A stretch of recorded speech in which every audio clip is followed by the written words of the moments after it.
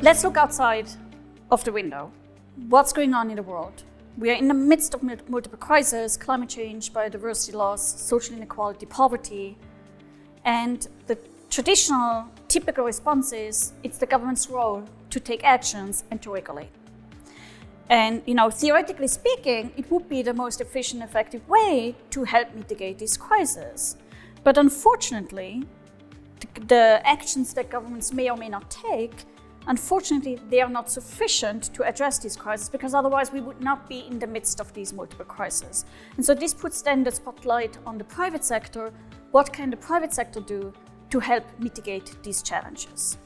Now, when you look at how companies and investors are engaging with, let me just loosely speaking refer to it as ESG, or sustainable business practices, on one hand it's exciting, there's more and more actions in this space. But on the other hand, there's also a great risk that companies and investors engage in greenwashing and just try to ride the wave of ESG, correct? And so when you look at the current practices, our thinking, our frameworks, our theories and practices are basically very much confined to the company level and the portfolio level. Now, what do I mean by that?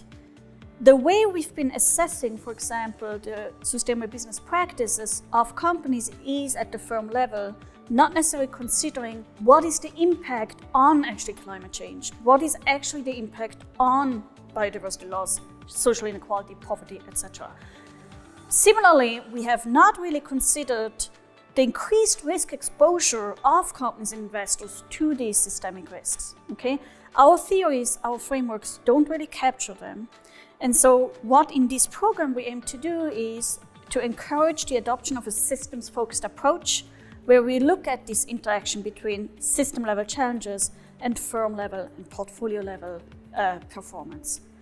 And so this is basically where we are going with that. Now, along similar lines, there's quite some research and also obviously existing practices looking at, given a set of rules and regulations, what is the ideal strategy of companies, or what are the ideal investment strategies of investors? There's relatively little work about how can companies and investors trigger systemic change by actually engaging with policymakers and regulators, etc. Okay, so in other words, if I may just basically sum this up, what we've been focusing on in research and practice is what are the actual sustainable business practices of the company itself.